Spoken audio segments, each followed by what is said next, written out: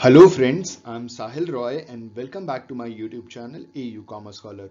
This is Management Mock Test Part 3 and we are going to cover next 25 questions on management from question number 51 to question number 75. These questions are important for all those candidates who are going to appear for BCom entrance exam, MCom entrance exam, CRET, NET, JRF, State Eligibility Test as well as for CTET. अगर ये video beneficial लगे तो like और comment जरूर कीजिएगा। Let's begin with our first question. हमारा पहला question है क्वेश्चन नंबर 51 और क्वेश्चन है हमारा differential piece rate system was suggested by. जो डिफरेंशियल पीस रेट सिस्टम है मैनेजमेंट में वो किसने सजेस्ट किया था? ठीक है, बेसिकली ये piece rate system wage payment का सिस्टम है, तो ये किसने सजेस्ट किया था? We have 4 options. पहला ऑप्शन हेल्से, दूसरा ऑप्शन रोवन, तीसरा ऑप्शन टेलर और चौथा ऑप्शन फेओल। इस क्वेश्चन का सही आंसर है differential piece rate system was suggested by option C Taylor. Taylor ने सजेस्ट किया था differential piece rate system. Wage payment का एक सिस्टम है जहां पे दो कैटेगरीज डिवाइड की जा रही थी, एक एफिशिएंट और एक इनएफिशिएंट। एफिशिएंट वाले को कंपैरेटिवली ज्यादा पैसे मिलते थे और इनएफिशिएंट वाले को कंपैरेटिवली कम पैसे मिलते थे। तो ये टेलर ने सजेस्ट किया था differential piece rate system wage payment का। हमारा अगला क्वेश्चन, क्वेश्चन नंबर 52। क्वेश्चन है हमारा in a functional organisation there are. सवाल पूछा जा रहा है कि फंक्शनल ऑर्गेनाइजेशन में टोटल कितने बॉसेस होते हैं? We have 4 options. पहला ऑप्शन 6 बॉसेस, दूसरा ऑप्शन 8 बॉसेस, तीसरा ऑप्शन 10 बॉसेस और चौथा ऑप्शन 9 बॉसेस। इस क्वेश्चन का सही आंसर है in a functional organisation there are 8 bosses. Option B is the correct answer for the given question. Functional organisation में 8 बॉसेस होते हैं। हमारा अगला क्वेश्चन, क्वेश्चन नंबर 53। क्वेश्चन है हमारा scientific management gives more emphasis on. Scientific management इन चारों में से किस चीज पे ज्यादा एम्फेसाइज करता है? We have 4 options. पहला ऑप्शन मैन, दूसरा ऑप्शन मशीन, तीसरा ऑप्शन मनी और चौथा option none of the above. इस क्वेश्चन का सही आंसर है scientific management gives more emphasis on option B machine. Scientific management machine के ऊपर ज्यादा एम्फेसाइज करता है। ठीक है, अगला क्वेश्चन है हमारा अगला क्वेश्चन, क्वेश्चन नंबर 54। क्वेश्चन है हमारा in scientific management there is. Scientific management में इनमें से क्या होता है? We have 4 options. पहला option there is more exploitation of workers, दूसरा option there is less exploitation of workers, तीसरा option no exploitation of workers और चौथा option none of the above. इस क्वेश्चन का सही आंसर है in scientific management there is more exploitation of workers. Scientific management में जितने भी वर्कर्स काम कर रहे होते हैं उनके ऊपर अननेसेसरी बर्डन आता है, अननेसेसरी प्रेशर आता है ताकि वो जल्दी से जल्दी काम खत्म करें। मतलब they basically put unnecessary burdens on the employees to work faster. तो जबरदस्ती जल्दी काम कराने के चक्कर में ज्यादा एक्सप्लॉयटेशन हो जाता है। तो साइंटिफिक मैनेजमेंट इसीलिए क्रिटिसाइज किया गया था वर्कर्स द्वारा। Option A is the correct answer for the given question. हमारा अगला क्वेश्चन, क्वेश्चन नंबर 55। क्वेश्चन है हमारा in differential piece rate system number of wage rates are. Differential piece rate system में कितने टाइप्स के वेज रेट्स होते हैं? मतलब number of wage rates are, कितने टाइप्स के वेज रेट्स दिए जाते हैं, ठीक है, या कितने पार्ट्स में वेज रेट डिवाइडेड है? We have 4 options. पहला ऑप्शन 2 पार्ट में डिवाइडेड है, दूसरा ऑप्शन 3 पार्ट्स, तीसरा ऑप्शन 4 पार्ट्स और चौथा option none of the above.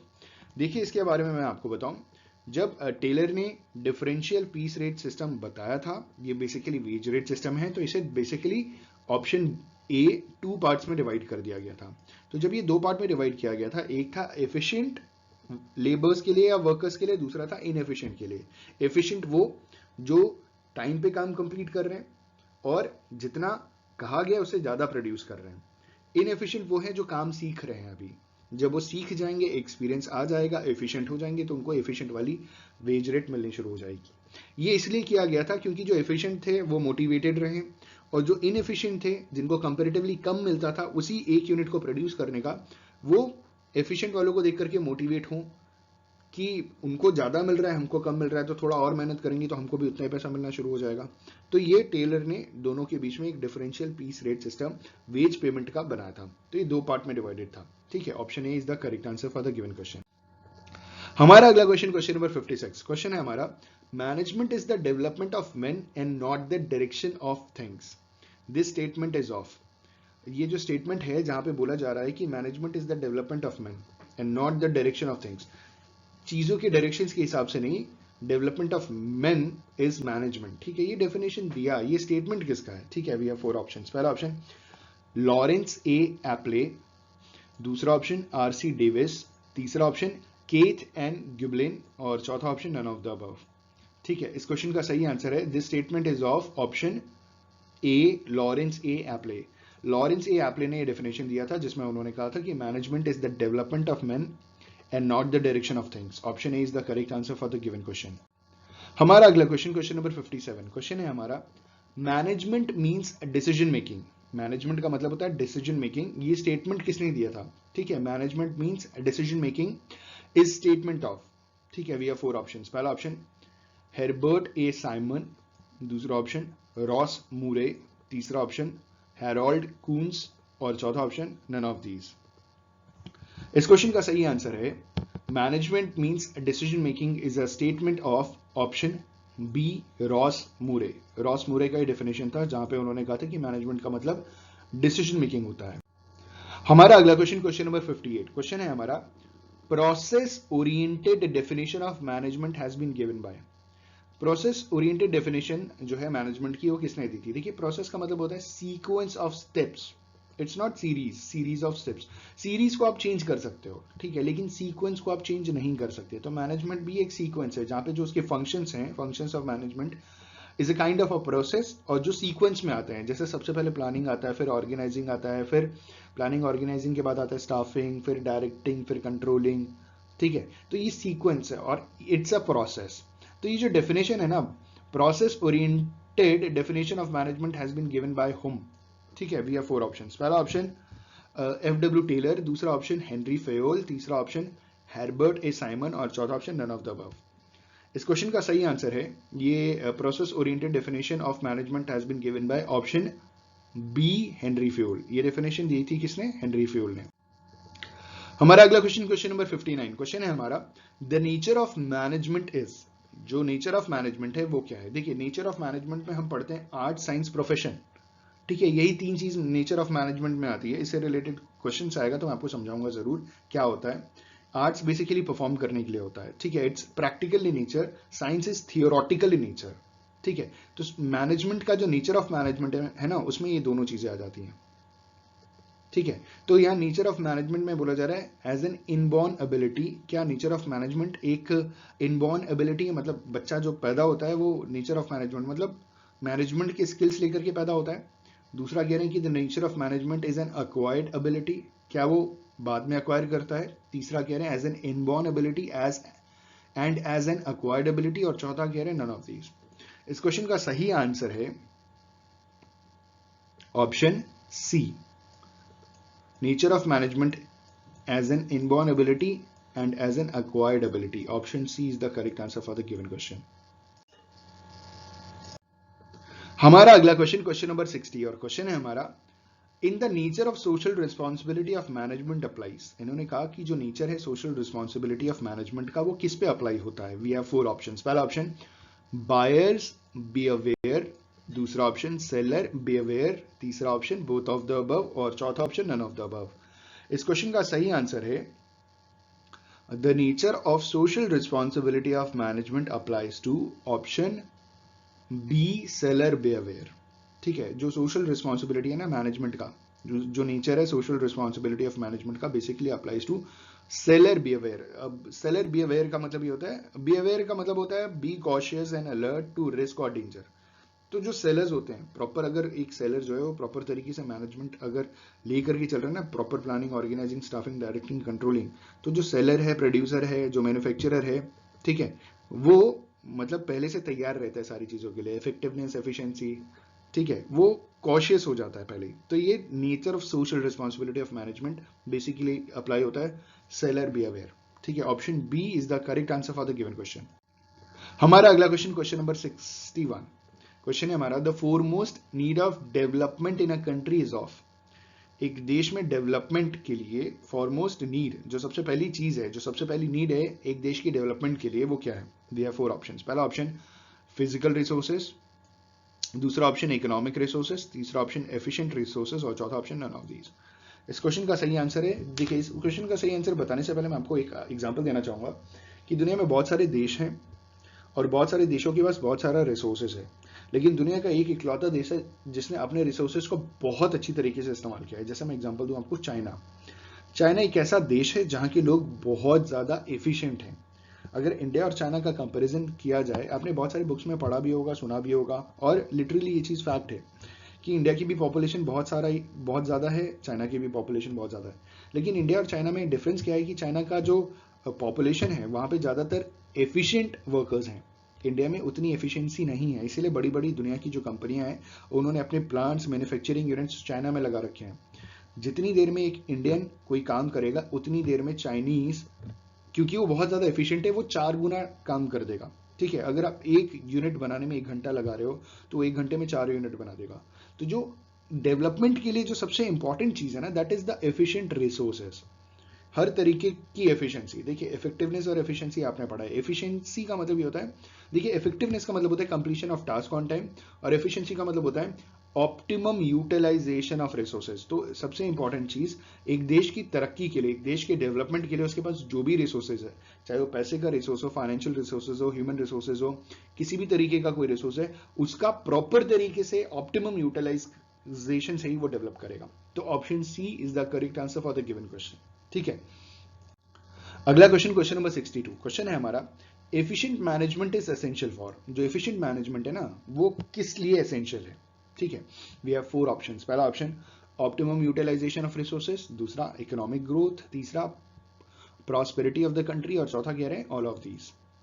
इस क्वेश्चन का सही आंसर है, देखिए सवाल पूछा जा रहा है कि efficient management is essential for, तो एफिशिएंट मैनेजमेंट किसके लिए जरूरत है, जरूरी है? तो एक हिसाब से तो कह सकते हैं कि ऑल ऑफ द अबव, लेकिन एफिशिएंट मैनेजमेंट का जो इंपैक्ट है वो ये है। लेकिन एसेंशियल मैनेजमेंट किस लिए जरूरी है? ऑप्टिमम यूटिलाइजेशन ऑफ रिसोर्सेज के लिए जरूरी है। Option A is the correct answer for the given question. मतलब समझिएगा, एफिशिएंट मैनेजमेंट जरूरी है ऑप्टिमम यूटिलाइजेशन से, जिसका इंपैक्ट ये पड़ेगा इकोनॉमिक ग्रोथ और प्रॉस्पेरिटी ऑफ द कंट्री। ठीक है, जरूरी है ऑप्टिमम यूटिलाइजेशन ऑफ रिसोर्सेज के लिए। अगर आपने एफिशिएंट मैनेजमेंट किया और उससे आपने ऑप्टिमम यूटिलाइजेशन ऑफ रिसोर्सेज कर लिया ना, उसके बाद आपका इकोनॉमिक ग्रोथ होगा, उसके बाद आपका प्रॉस्पेरिटी ऑफ द कंट्री, मतलब देश तरक्की करेगा। इस क्वेश्चन का सही आंसर है ऑप्शन ए, एफिशिएंट। और एफिशिएंट मैनेजमेंट का मतलब ही यही होता है, optimum utilisation of resources. Optimum utilisation of resources का मतलब ये होता है विथ मिनिमम वेस्टेज। ठीक है, आप जितना ज्यादा रिसोर्सेज को यूज कर सको। ठीक है, अगला क्वेश्चन है हमारा, क्वेश्चन नंबर 63। क्वेश्चन है हमारा, efficient management is necessary in India for. Efficient management India में क्यों जरूरी है? सबसे पहला ऑप्शन है हमारा रैपिड इंडस्ट्रियलाइजेशन, दूसरा option creation of employment opportunities, तीसरा option for success of 5 year plan, और चौथा option all of these.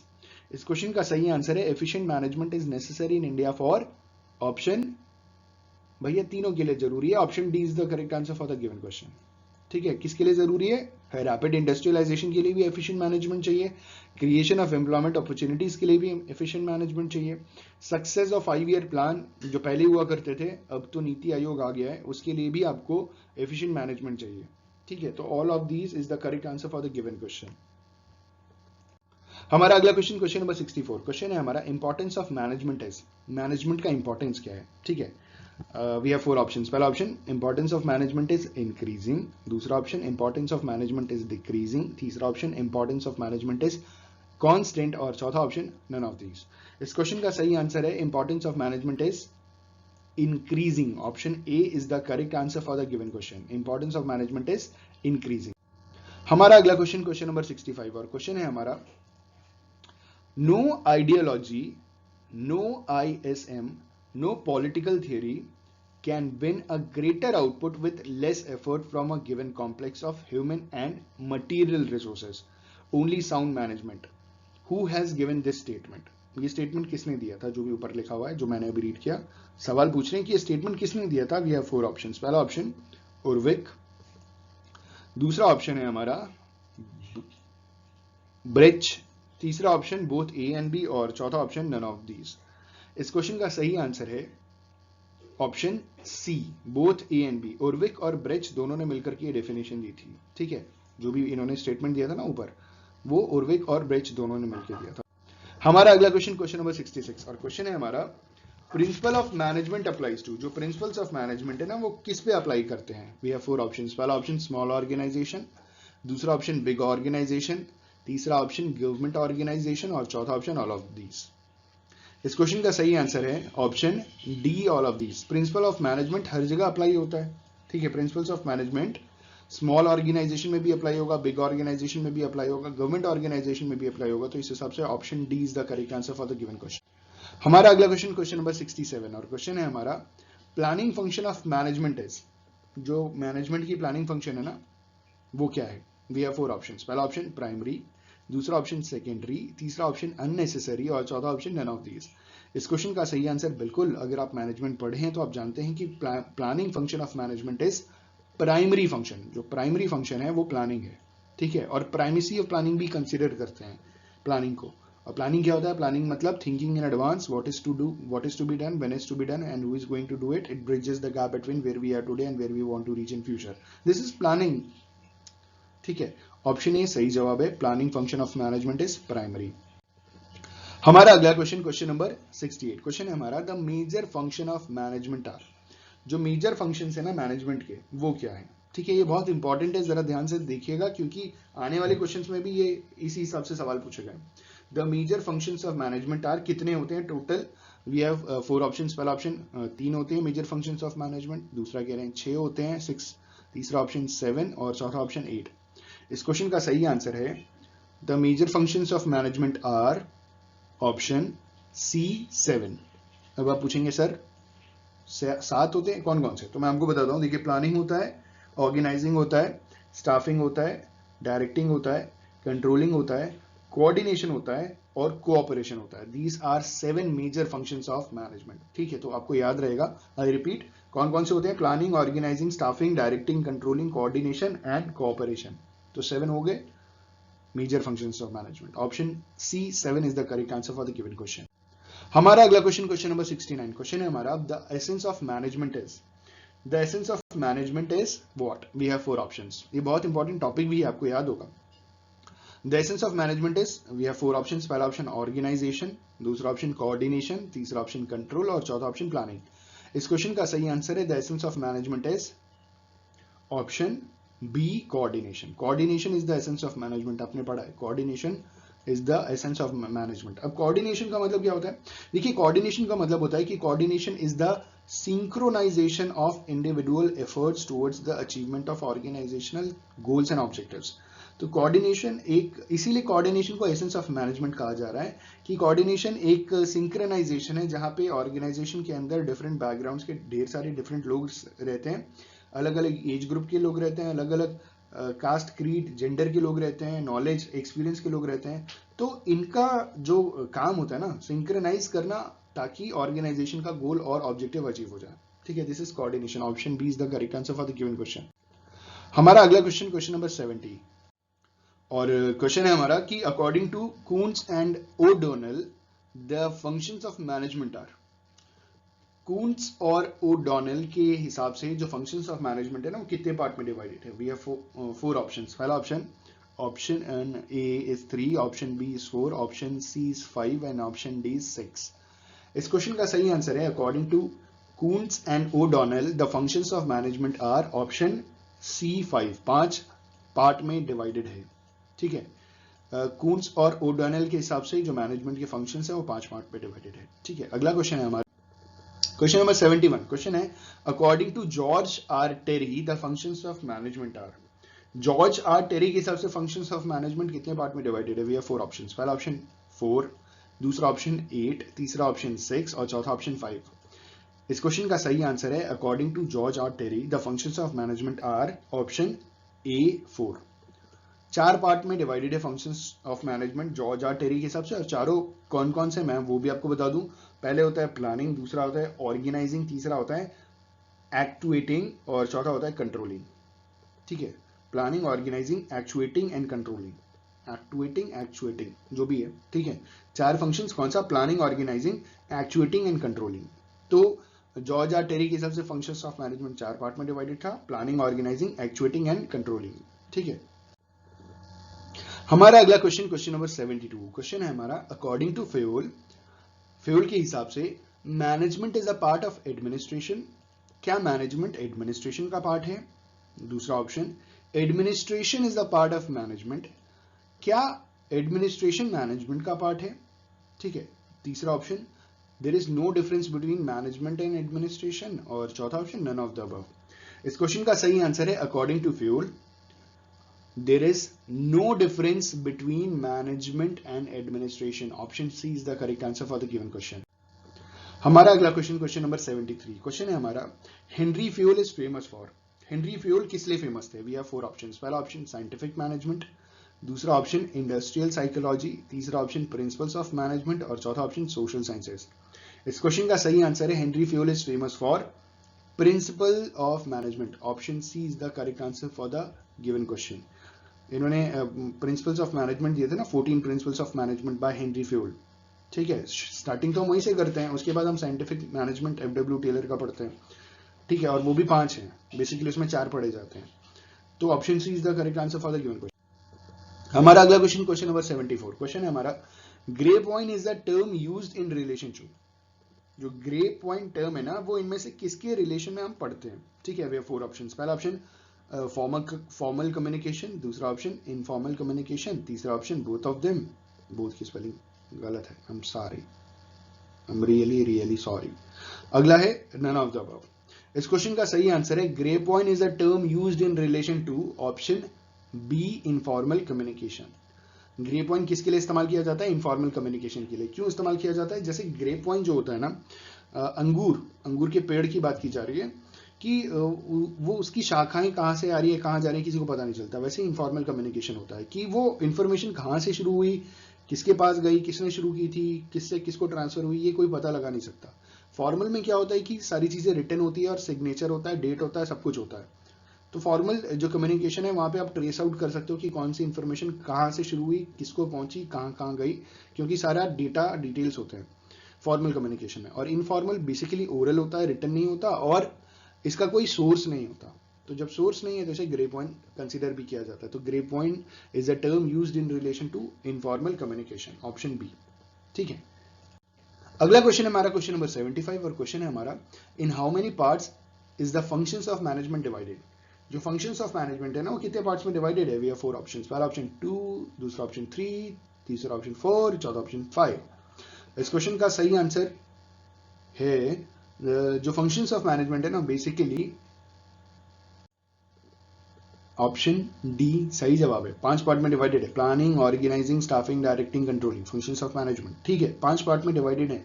How many parts is the functions of management divided? It is divided into 5 parts, planning, organising, staffing, directing, controlling. इन्होंने सबसे बड़ा जो अंक दिया है ना, वो 5 ही दिया, तो हम 5 हमने टिक कर दिया। बाकी हम 7 भी कर सकते थे अगर 7 होता। ठीक है, जो सबसे ज्यादा पढ़ा है हमने 7 से 8 हमने पढ़ा है। 7 वाला याद होगा आपको, अभी कुछ क्वेश्चन पहले आया था कि जो मेजर फंक्शंस ऑफ मैनेजमेंट है 7 है, जिसमें बोला गया था ना, planning, organising, staffing, directing, controlling, coordination and cooperation. तो यहाँ पे 2, 3, 4, 5 बोल रहे हैं, तो 5 फंक्शंस कौन कौन से? Planning, organising, staffing, directing, controlling, 5 functions of management. I just hope and believe कि 25 क्वेश्चंस आपके लिए बहुत बेनिफिशियल रहे होंगे, बहुत कुछ सीखने को मिला होगा।